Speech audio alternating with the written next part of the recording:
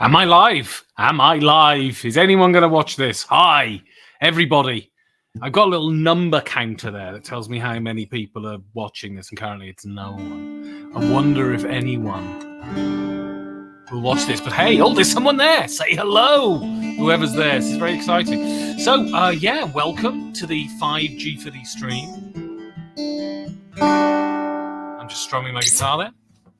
And what are we going to do this week? So I've decided, I love these tier lists. Someone wrote a comment on one of the streams saying don't do tier lists, which, it's not going to stop me doing tier lists. I like them. I think it's a great way to stream. Anyway, so Paul Plumridge coming through loud and clear. Excellent.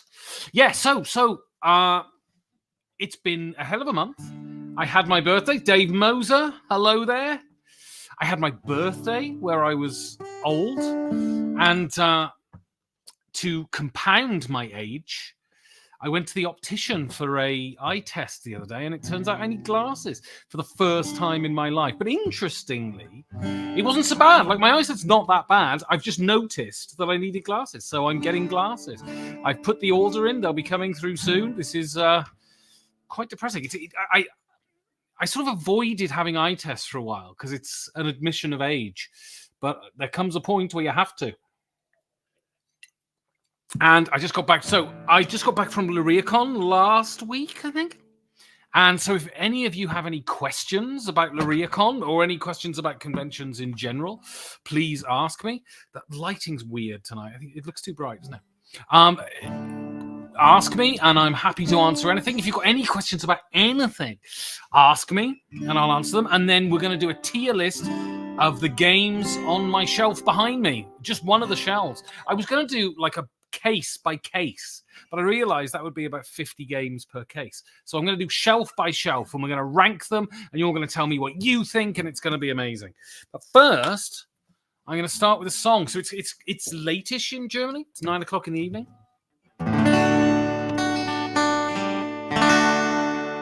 Justin, good evening. It's 9 o'clock in Germany, so I'm going to play the loud songs. Ooh, hello from London. I hope you got me some tea bags. And, I'm going to play the louder songs first,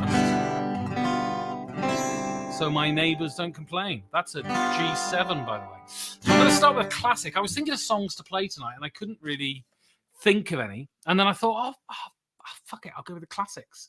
So I'm going to go with a classic rock number, which is the only song I like by this band. I think the rest of them are absolutely shite. But I really love this song, and it's a hoary old cliche, but I love it. So if you've got any questions while I'm playing this song, pop some questions in the chat. No Tetleys yet. Get on it. So pop some questions in the chat. Ask me about LaRioCon. Ask me about anything else. Then I'll talk a little bit about what's happened with 5G4D in the last month. And I'll talk about what's coming up, including a hair fail I have on tomorrow's video. And then, But I'm going to play this song first, and I think you'll recognize it. I'm not going to say what it is, but you'll definitely recognize it, as in the title is in the chorus. I've just got to put my capo on the guitar first. And there's something wrong with the neck of my guitar. And sometimes it's difficult to put the capo on the second fret, but it seems to have worked. Okay.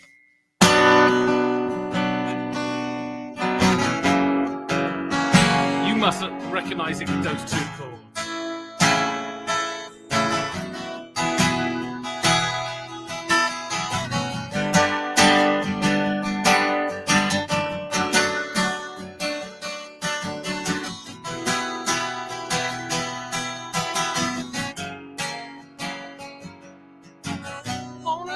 Desert highway, cool wind in my hair, warm smell of colitas rising up through the air. Up ahead in the distance, I saw a shimmering light. My hand grew heavy and my sight grew dim. I had to stop for the night. There she stood in the doorway. I heard the mission bell, and I was thinking to myself, this could be heaven or this could love, and you showed me the way. There were voices in the corridor. I thought I heard them say, welcome to the Hotel California. It's such a lovely place, it's such a lovely place. Plenty of room at the Hotel California. Any time of year, you can find us here. Her mind is Tiffany twisted. She got the Mercedes Benz. She got a lot of pretty, pretty boys that she can't spare. And they dance to the courtyard, sweet summer sweat. Some dance to remember, some dance to forget.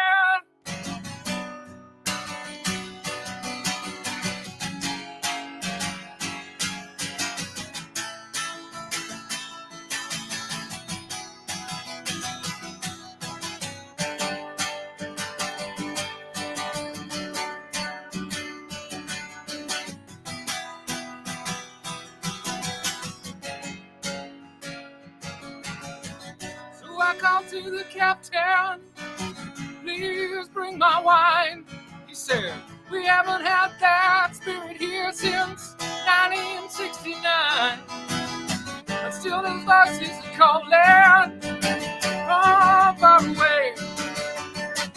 Wake up in the middle of the night just to hear them say, welcome to the Hotel California. Such a lovely place, such a lovely place. They're living it up at the Hotel California. What a nice surprise. Bring your alibis. Mirrors on the ceiling, pink champagne on ice. She said, we are all just prisoners here of our own device.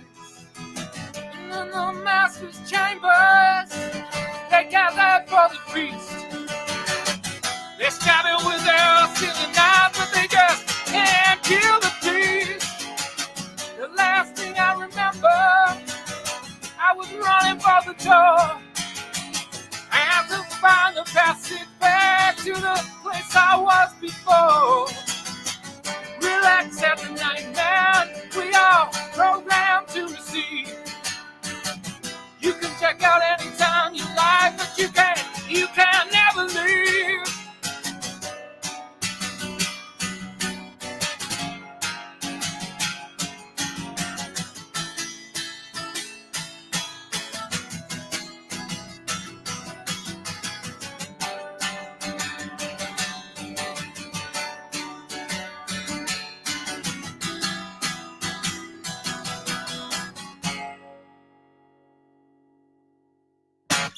There we go. Hotel California. What a tune.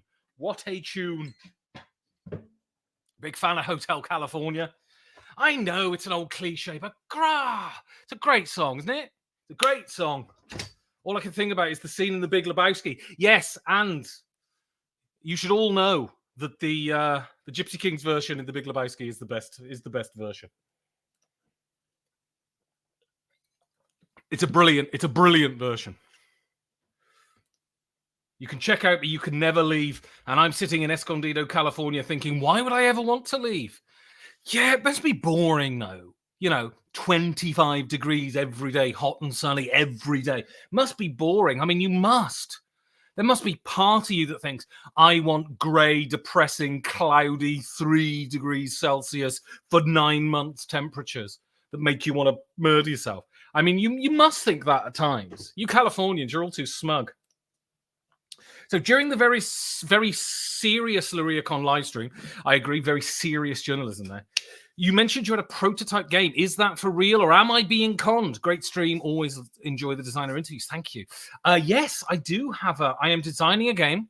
and I must meet up with my design partner again. I'm designing a game with Penny Schechter, who designed Sea Dragons, Edge of Humanity, and a couple of other games. And we've known each other for years. And I just said to him, I had this idea. So I developed another hobby because I wanted to sort of do more YouTube and more streaming and all of this sort of stuff. And I had my laptop, and my laptop is fine. But I was editing videos on it, and it was an absolute bloody nightmare. It was crashing just because it wasn't powerful enough, essentially. And so I thought what I would do is I would save up some money and I'd get myself a new computer. So a desktop that's reasonably powerful.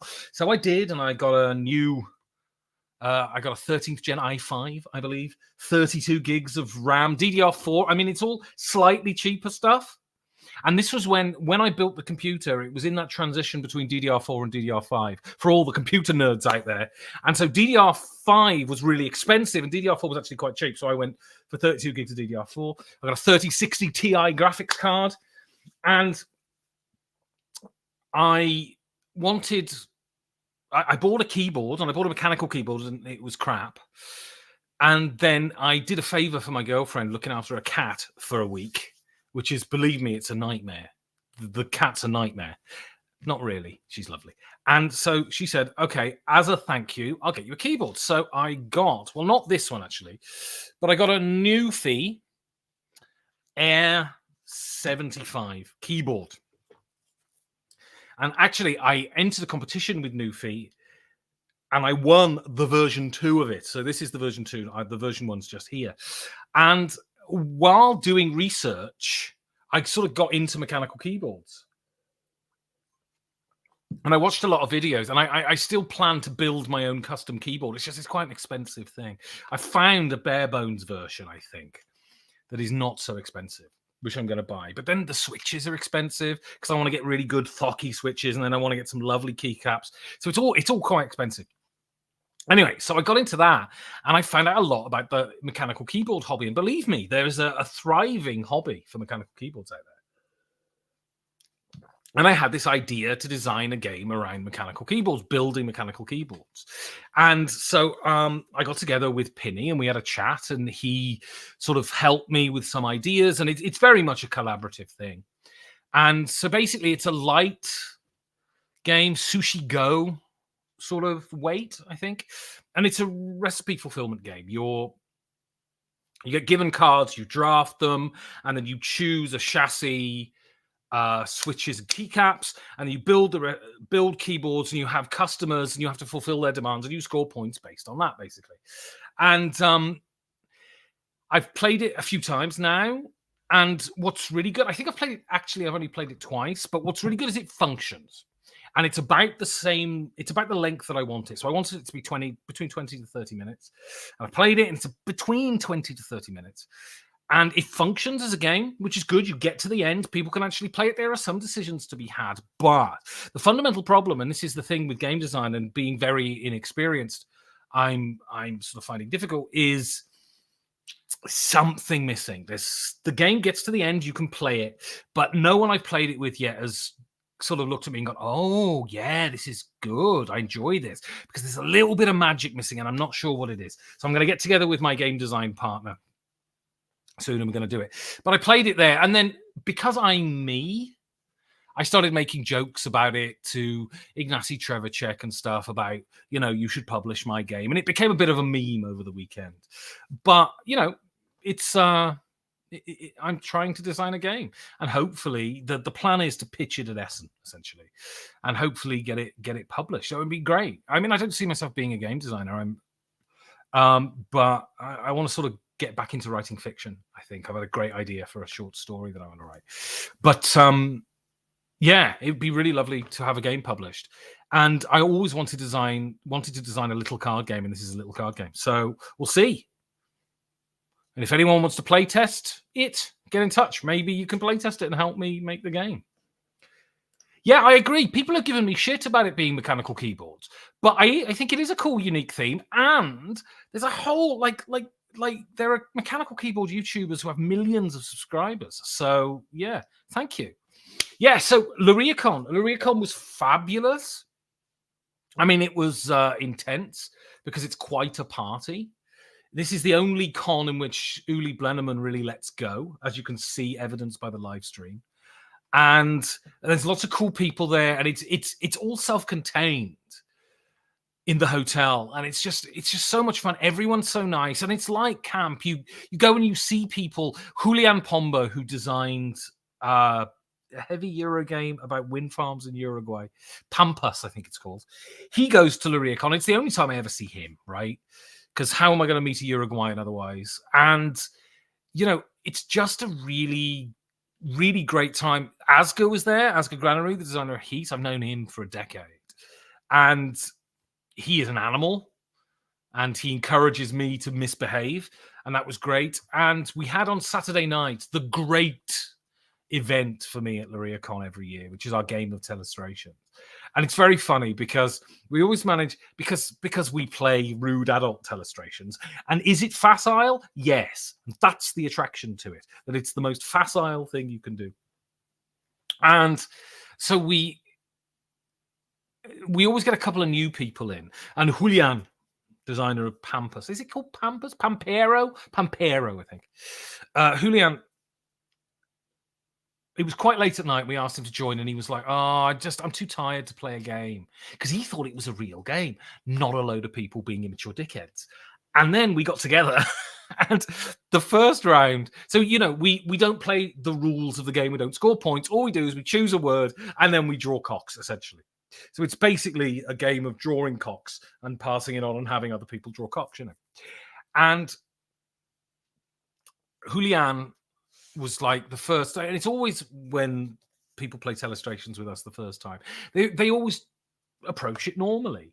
And so his first word that he chose was ballerina.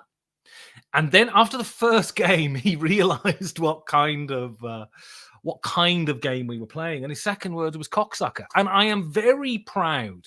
When I can drag people down to my level.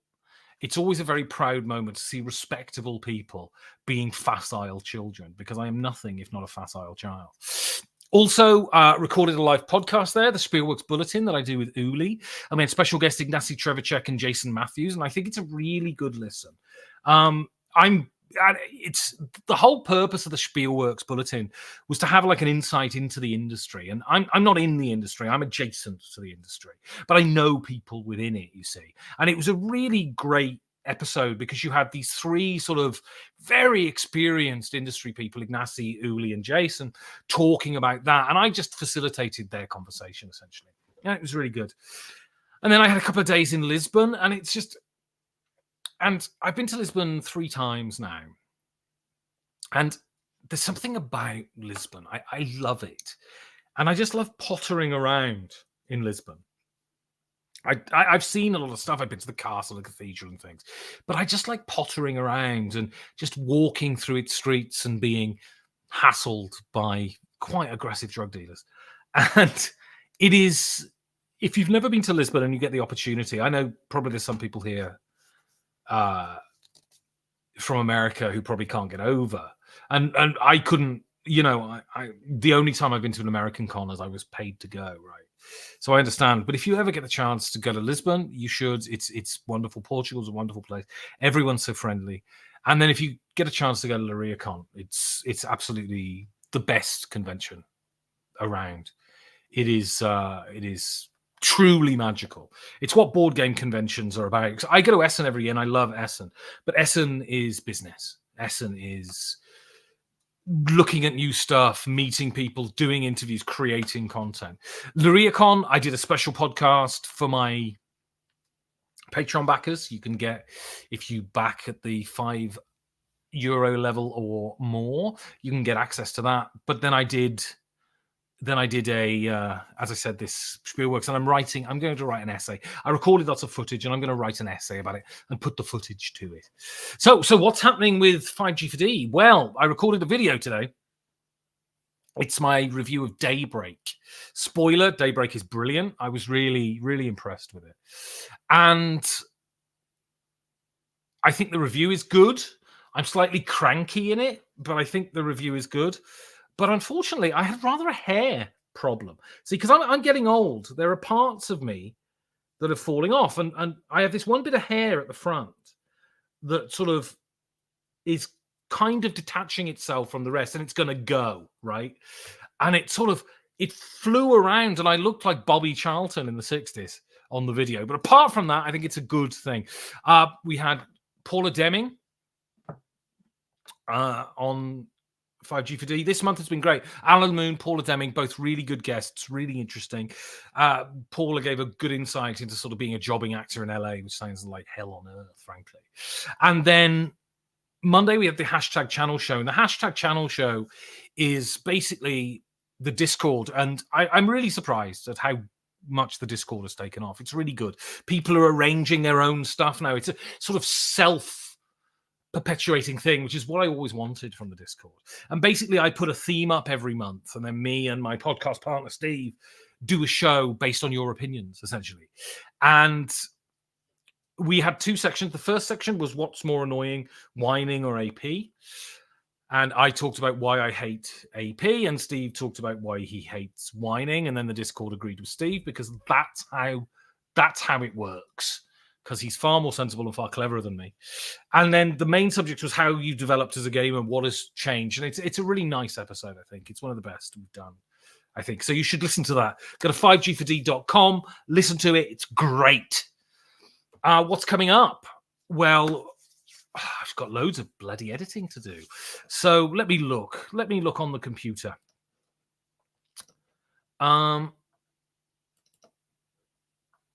It's just I forget people's names. This is the problem. We've got Joel Toppen, who's a war game designer and Vassal implementer of sort of Vassal modules for war games. And it's a super interesting interview, because he is a priest on an Indian reservation. And we talk about, what life is like on an Indian reservation. We also talk about his faith and how he knows God exists and all that sort of stuff. It's a really interesting interview. And then we also have, bear with me just a second, Trevor Benjamin is coming up, designer of Undaunted and various other things. And then we have one more coming up that I've already done, and then I've got to do some more interviews. Bear with me. And James Wallace, who's a legend of British designer of Baron Munchausen, legendary British RPG designer. So that's a super interesting interview too. So yeah, lots of really cool stuff coming up, and I'm going to get to rating my stuff in a minute after I play a song. And I'm going to play a song by Morrissey, because I'm really on this kick at the moment about art and the artist. And this idea that you shouldn't experience art by people you don't like, or you don't agree with politically, or you find immoral, who are sort of objectively immoral, kind of blows my mind, because it's such a pointless hill to die on. Because the only person you're denying the joy of their wonderful work is yourself. And I think Morris is a bit of a knobhead. I don't think he's egregious, particularly. I just think he's a bit of a knobhead. He's a deliberate contrarian, and he's quite pretentious and all of that. And I have friends who said because he sort of has gone to the right. I don't think he's gone to the right particularly. I always think he's been fairly right-wing. But they won't listen to his music anymore. Which, firstly, how the hell you're going to have any sort of world in which we can not murder each other all the time when you just completely ignore people with different political opinions seems a bit funny. And then also, Morris has done some really great stuff. And to deny yourself his music just because you think he's a bellend, God! I mean, there's so many people who I think are bellends in the music industry, who I assume that I wouldn't enjoy a pint with. Morrissey being one of them. God, he's done some good stuff. And this is one of my favourite ones of his. And you might not have heard it, you might have heard it, and I'm going to sing it. Bring it on. Hang on. Then you're supposed to go into the song there, but because I'm using this program that has auto scroll because I never remember the chords to songs, and I have to get the speed right, and I never do. So if I stop playing in the middle, it's because I haven't got this. It's scrolling too fast or too slow.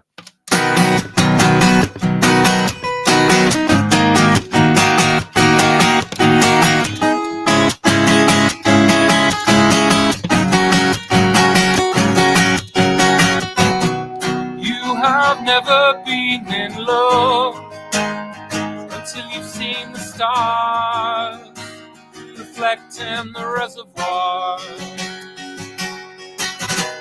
You have never been in love until you've seen the dawn rise behind the home for the blind. We are pretty days. You're standing on our street where Hector was the first of the gang with a gun in his hand, and the first to do time, and the first of the gang to die. Oh my, Hector was the first of the gang with a gun in his hand, and the first to do time, and the first of the gang to die. Oh my. You have never been in love until you've seen sunlight thrown over smashed human bone. We are pretty petty. You're standing on our street where Hector was the first of the gang with a gun in his hand, and the first to do time, and the first of the gang to die. Such a silly boy. Hector was the first of the gang with a gun in his hand, with a bullet in his gullet, and the first lost lad to go under the sword.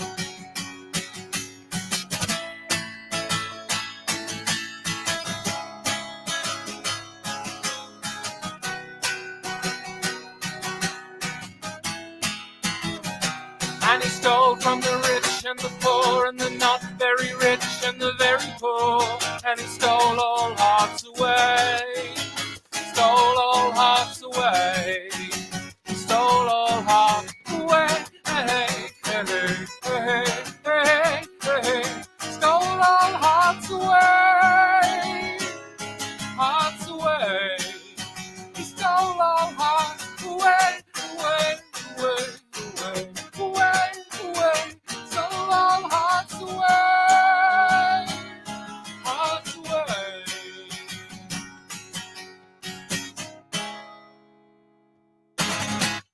Oh, a bit of Morrissey. Can't whack a bit of Morrissey.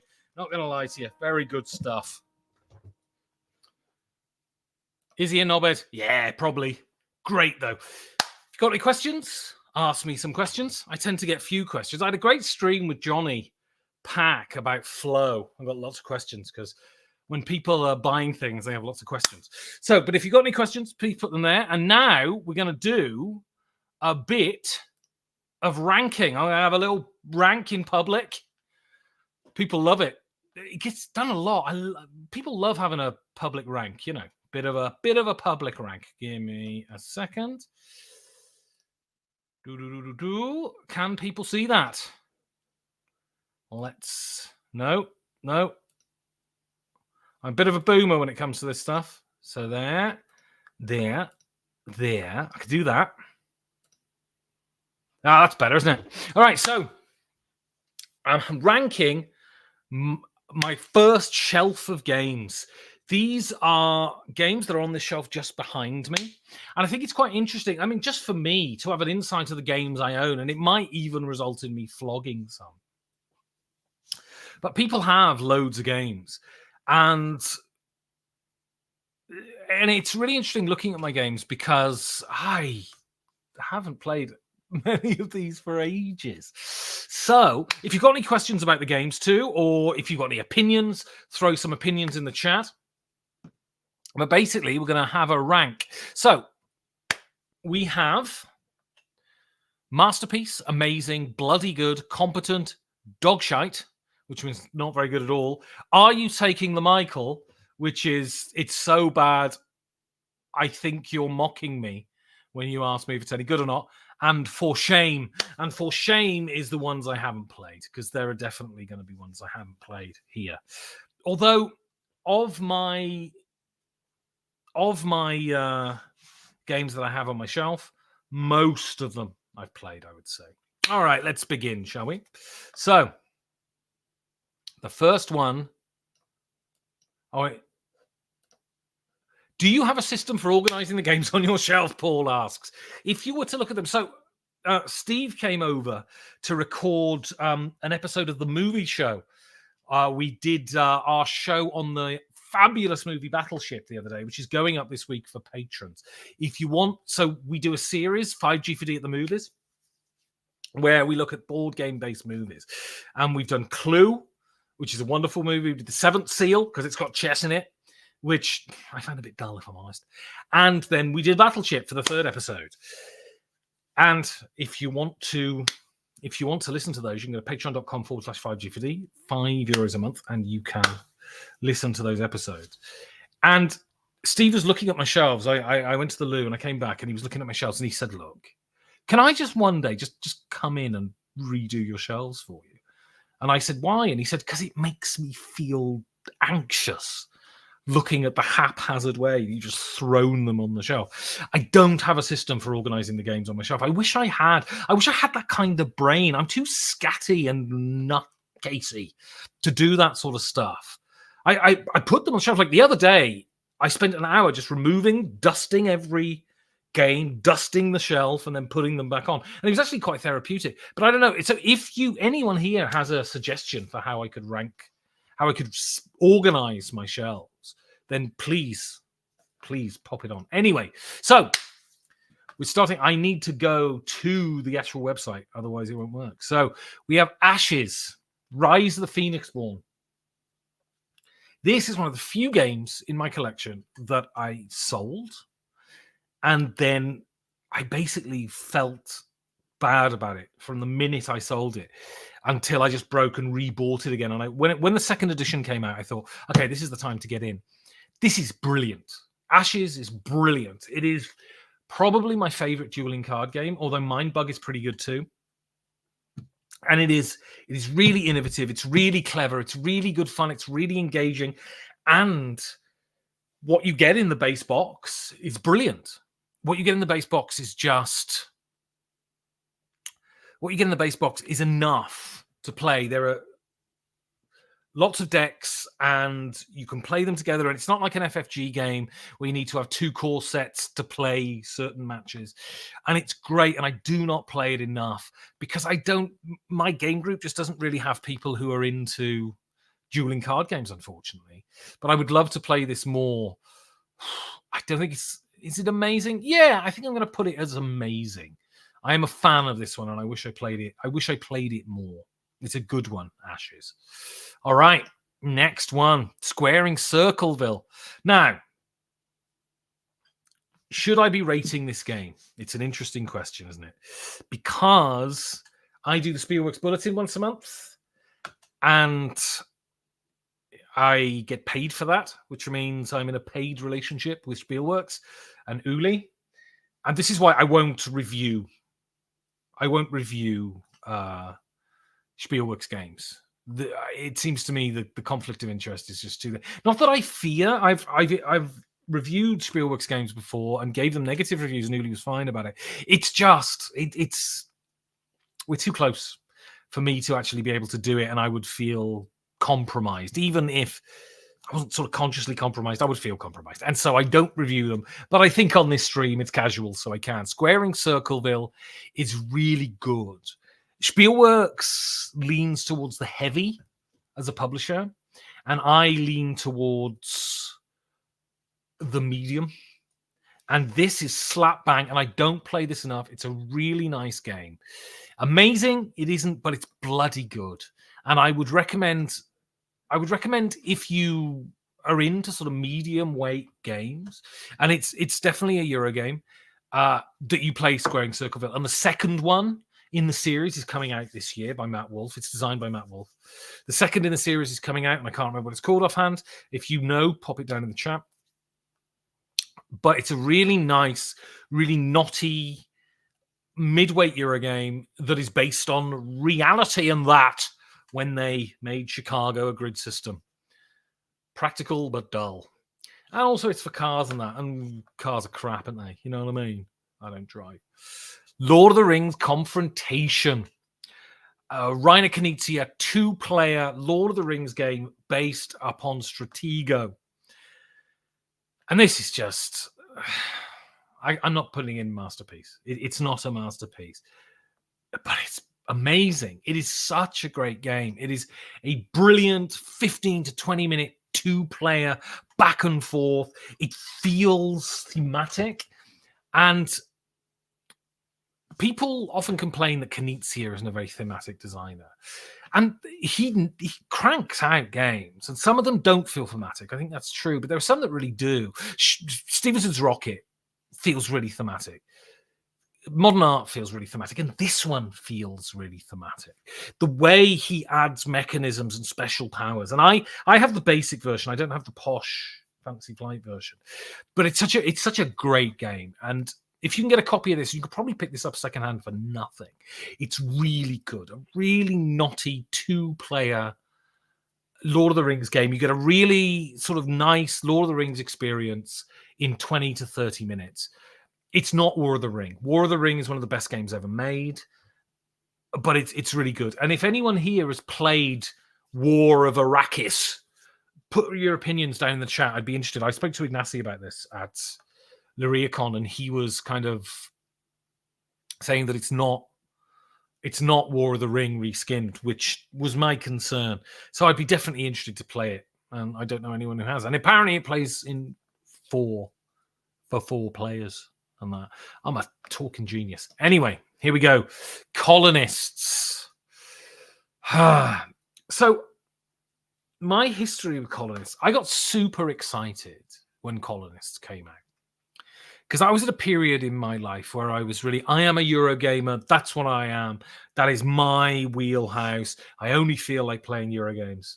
And that has changed. I mean, I started off as an Ameritrash gamer, and now I'm much more of an Omni gamer than I was.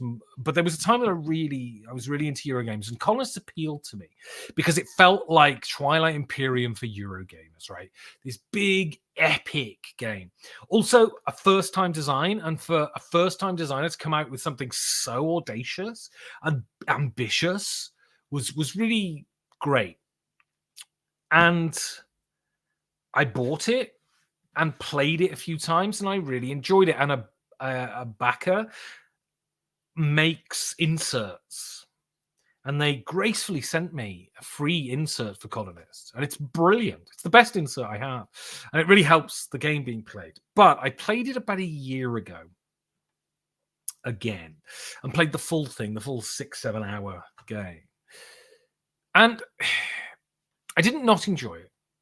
I thought it was okay, but so I'm going to put it in competent. Not bloody good. I'm going to put it incompetent. And the reason I'm putting it incompetent is because the big problem with it, I've realized what I really love about games is arcs. Games that have a definite arc. Aristotelian drama, I guess, where it starts and then it builds and it builds and it builds to a climax. Le Havre, I think the best arc in board gaming. I played it at the weekend, and it's just fabulous. And the thing with Colonists is, even though your powers increase and you build more valuable things, it feels like you're doing the same thing for 6 or 7 hours. I did not enjoy it, but I don't know whether I'll ever play it again, honestly. And it's competent, it works, it functions, but it doesn't have that indefinable spark. And I think that's why. I think initially people wanted to love it because it's that, Twilight Imperium for Eurogamers.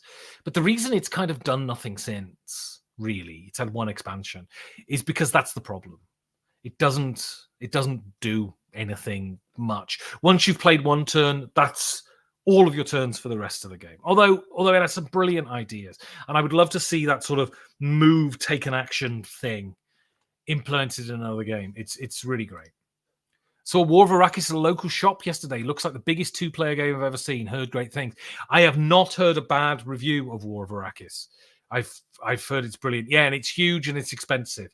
And Steve backed it on Kickstarter and then decided not to back it, which is a shame because I'd love to play it. But if anyone here has got it and they want to come to Berlin and play it with me, it'd be great. All right, next one. Finished. Solo game. Friedemann Friese. I'm going to put this on bloody good. And I remember watching a video from Eric from Board Game Geek, and he was talking about this game as if it was the best game ever made.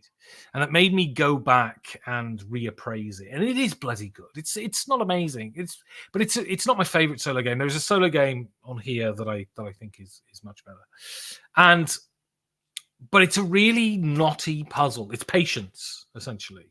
Solitaire, the Americans call it. And you're trying to get out of work. And it's a really nice game. My fundamental problem with solo games, and I play a few of them, but because I'm not the brightest person in the world, I get so scared that I'm playing the bloody game wrong. And so I'm so worried that I'm getting the rules wrong and I'm not going to enjoy it. It's not my favorite Friedemann Friese solo game either. Friday is I think Friday's a masterpiece. It's a solo deck builder and it's brilliant. But it's bloody good finished. I'd recommend it. I'm sure you could pick it up for cheap. It's a really nice, knotty single player puzzle. Guildhall. I am going to put Guildhall here. No, here. Because the further to the column side is what you think is better than that. Oh, Sentence Boy. I am Sentence Boy today. Anyway, so Guildhall, I haven't played in ages, and I should play more. 2 reasons. It's a really clever, really knotty, brilliantly designed card game that works really well at multiple player counts. I have played this at 4, I've played this at 2, and it works brilliantly at both. It's a really good game, really enjoyable. And that's part of the reason I think it's amazing. But also, I bought it at my first Essen. I bought it at my first Essen, and there's a couple of those games. Spirium is another one. That if I bought it at that first Essen, I have a very soft spot for it because that first Essen was wonderful. I ended up being taken, and some group of Italians took me under their wing, and it was lovely. It was lovely. It was a great Essen, and that's part of the reason I love Guildhall, and I need to play it again.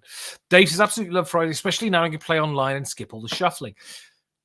I get it, but part of the thing about board games for me is I love the shuffling. I love the manipulation. I love the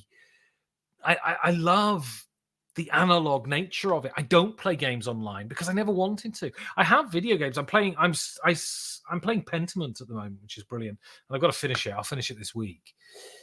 But yeah, I get it. I mean, I don't criticize anyone for playing games online. If that's your bag, that's your bag. It's just not my bag. Clever Swine says, howdy, Benny's Ace. Who drew that pig, by the way? It's brilliant. It looks like it might be a Weberson Santiago pig. It's a great pig. Tell me who drew it on that. All right, I'm going to do one more. I'm going to play another song. Oranienburger Canal. Now, of course, I have a soft spot. So I'm going to put Oranienburger Canal here, partly because I really haven't explored it enough, even though I designed a promo for it, which is a brilliant promo. And if you meet me in public, I'll give you one. But I'm sure within the wargaming sphere, there are absolutely insane 2-player games.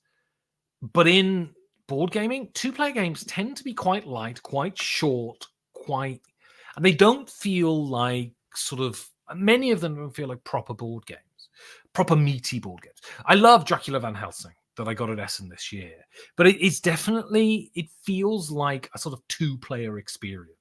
It doesn't feel like a big meaty game, whereas Oranienburger Canal is a proper big meaty game that plays with 2 players.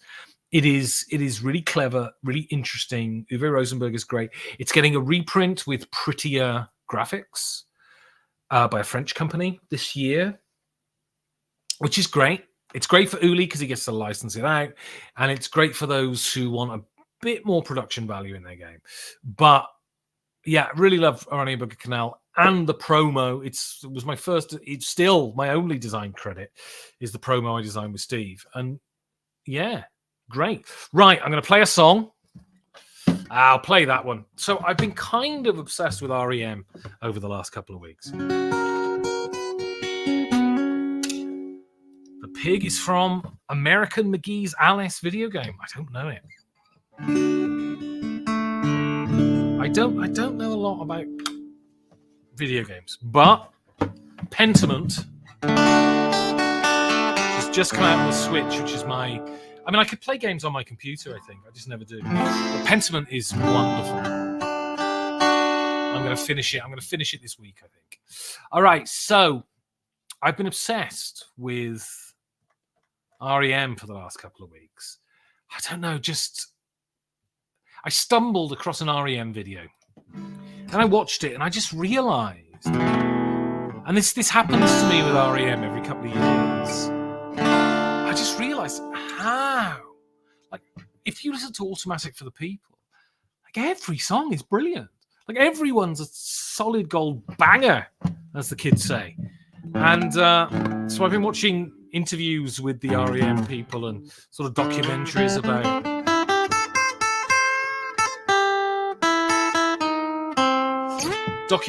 with them on sort of, on REM and things. And I've been listening to REM and I love it. So I've been playing some of their songs. So I'm going to play a song, maybe my favorite song on Automatic for the People. This or Try Not to Breathe, I think, which is also brilliant. And this is one of the upbeat songs on this album. And I think it's wonderful. And I don't play it very well, but, I'll give it a go.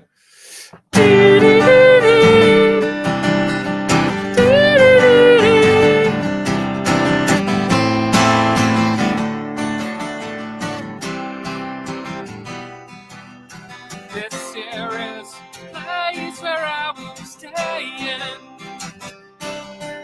There isn't a number you can call the payphone. Let it ring a long, long, long, long time. I don't pick up, hang up, call back, let it ring some more.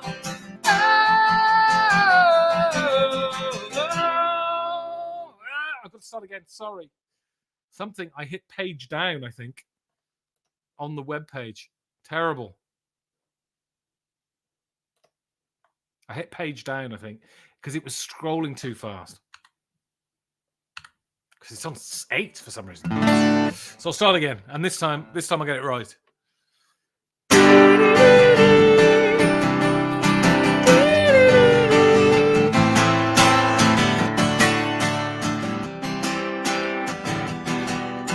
This here is the place where I will be staying.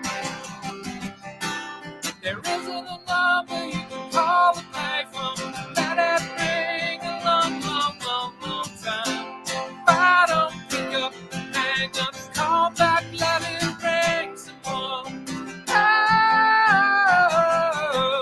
Oh. If I don't pick up beside one, something more. Call me, try to wake her up. Call me, try to wake her up. Call me, try to wake her up. Call me, try to wake her up. Call me, try to wake her up. Call me, try to wake her up. Ooh.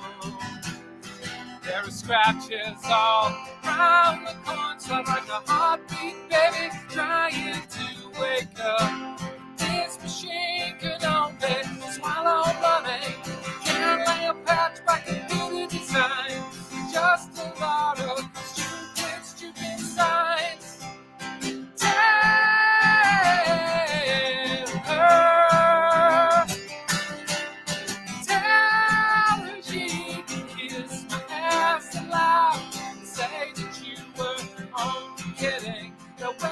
know that it's really, really, really, really me. Call me Cutaway Girl. Call me Cutaway Girl. Call me Cutaway Girl. Call me Cutaway Girl. Call me Cutaway Girl. Call me Cutaway Girl. Ooh. Baby, instant soup doesn't really grab me today. I need something more substantial. Cannabis or black-eyed peas, some Nescafe and ice. Candy bar, rolling star, or a reading from Dr. Seuss. Call me Cutaway Girl. Call me Cutaway Girl. Call me Cutaway Girl. Call me Cutaway Girl. Call me Cutaway Girl. Call me Cutaway Girl. The hand in the hat came back, wrecked a lot of havoc on the way. Always had a smile and a reason to pretend.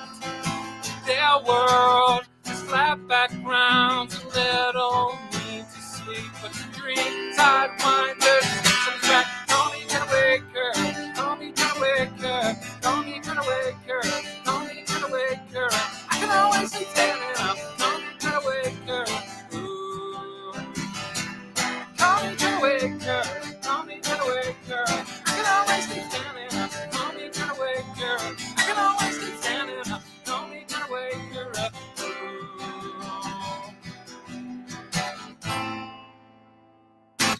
That's a tune. I don't do it justice, but it's a tune. Honestly, if you don't know much about REM or you haven't listened to REM for ages, listen to Automatic for the People. It's so great. It's such a great album. Like every track is a banger. Very good. Even Everybody Hurts, which is a bit of a cliche at this point, is still brilliant. All right, Final Girl. Final Girl is amazing. It's not a masterpiece. I don't think any of these games on here are going to be masterpieces. I don't think any of them are going to be dog shit or Are You Taking the Michael either. But Final Girl is a really great solo game. It is one of those games that really sort of evokes its theme brilliantly. It's very simple to play, so it doesn't have that worry when you play solo games that you're playing it wrong and you're going to mess it up and you're going to have a terrible experience. It's not my favorite solo game. I think I would put probably Nemo's War as a masterpiece. I think it's brilliant, but this is really good. And I have an expansion I've yet to play, so I have to get that down. Final Girl, fabulous. If you haven't played it and you're curious about solo games, this one's an event. I'd highly recommend it. Ming Voyages. This is from Surprise Dare Games, and I'm going to put Ming Voyages and March of Progress. They seem very similar to me. And this is post Tony Boydell Surprise Dare. And I hate to say it, post Tony Boydell Surprise Dare doesn't really interest me because I think Tony is one of the greatest designers out there. He doesn't publish enough games, but he's a brilliant designer. He's really very gifted, Tony Boydell. And although Alan is also a good designer, I don't think he's a patch on Tony, unfortunately. And these games are good. These little pocket war games. I definitely recommend playing them. I'm not sure I'd recommend buying them, but they're really good and they're competent games. They're not bad. They're enjoyable. They don't take very long. And I'd give them a go. But as I say, Surprise Dare post Tony has not as much interest for me as it once did. St. Patrick. Yeah, I'll put it here. It's a trick-taking game from Matago that I bought. Their new output verge on boring. It's a shame because I like Alan. I've spoken to him a bit. He's, and he's even sort of hired me. I did the history of Surprise Dare when Tony was leaving, and they were very nice and helped me buy my new microphone because my microphone died and I had no money, and Alan hired me for a gig, and so I was able to buy this microphone and carry on the podcast. But yeah, unfortunately, I'd love to see Tony start a new company, and I would really, and I still haven't played it, to my shame. I really want to play Jerusalem, which is being designed by Matt Green and Tony Boydell, because it seems exactly up my alley. It's witty, parochial, and quite nasty, I hear, and I definitely want to play it. And if Matt, you want to say something about, Jerusalem, pop it in the chat and I'll pop it up on the thingy. Michael Newsom says Nemo's War is very good, but I must be in a Nemo's War. I mean, bloody hell, you have to be in a Nemo's War mood because it takes 3 hours to set up. Yes, you do have to be in the mood. The last time I played it quite extensively was during that little trouble we had between 2020 and 2021-2, where I was spending a lot of time alone. I remember I first caught the lurgy, and I couldn't, I was in complete lockdown for 10 days, and towards the end, when I was recovering, I played Nemo's War, and it's great. And you must check out Final Girl. It's brilliant. And I'm sure you know this, but if you buy the base box, there's no game there. You need to buy a supplement with it, which is fine. It's not that expensive. And yeah, you obviously play solo games. So yeah, check out Final Girl. It's full of character. All right, where were we? So I'm going to put Hungry Monkey here for a couple of reasons. One, it's a really, really good game. Okay, so Matt Green says, you are too kind. People rarely say that about me. Jerusalem is the answer to the question, what happens if you smash antiquity into string railway? And I've seen it. I've seen the prototype out on the table, and it looks so cool. It looks really innovative and really interesting. And Matt, is there any news on it being published one day? Because I think it could do very well. So Hungry Monkey, it's a really fun game. It's really well designed. It is shithead. If you've ever played the game Shithead, I played it a lot at college. It's the kind of game you play when, you go around someone's house at college and you indulge in the devil's lettuce and you play Shithead. And I played Shithead endlessly. And this is quite a nice take on it. It changes a few of the rules. And it's a really interesting game. I don't know. So obviously Shithead is a thing in Scandinavian countries because the guy who designed this is Danish. And it's a thing in Britain. I don't know if it's a thing in the States. Do American people know Shithead? I'm putting it out there to the American people. I was very happy to play Jerusalem at Chums. Very interesting, though I don't necessarily think it's the game for me. A bit too analog for this Eurogamer. Yeah, I think it's... So Tony has designed a couple of really good Eurogames, but they always have a streak of mischief. And I love that.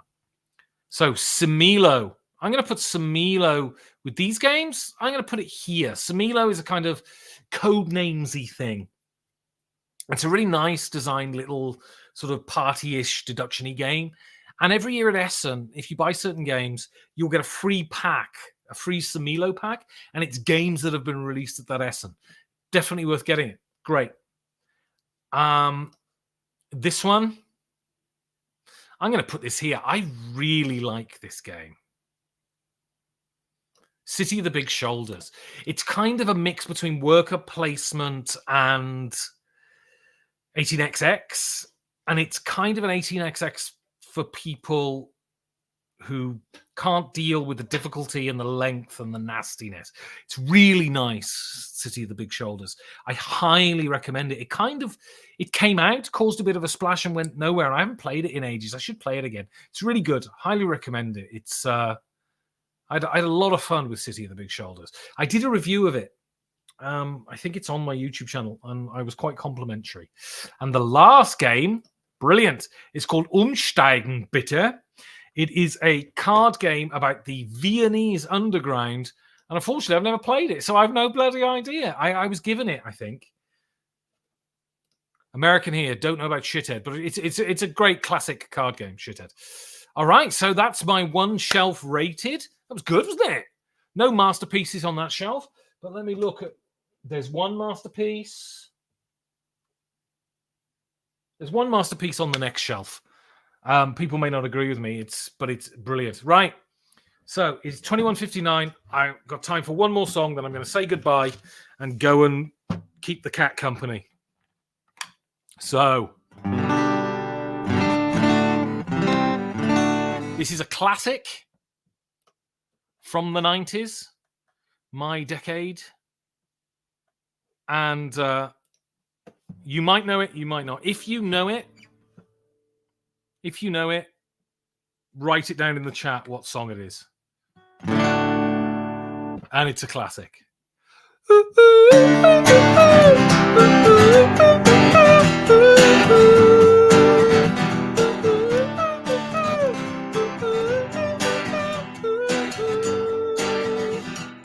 Darling, won't you go and cut your hair? Do you think it's gonna make him shine? Just a boy with a new haircut. That's a pretty nice haircut. Charge you like a puzzle.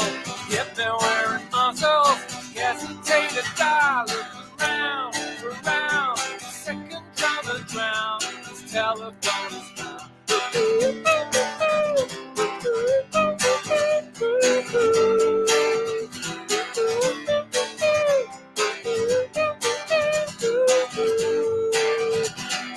Music seems crazy. Bands start up each and every day. I saw another one just the other day. A special new band. I don't remember lying. Don't remember a line. Don't remember a word, but I don't care. I care. I really don't care. Did you see the drummers there?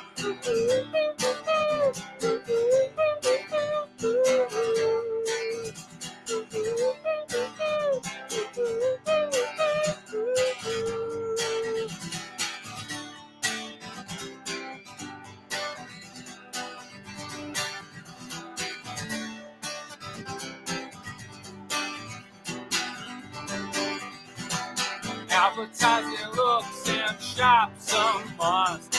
No big hair. Songs mean a lot, and songs sing a lot. So are you. Now right down to the practice room. Attention and fame and Korea.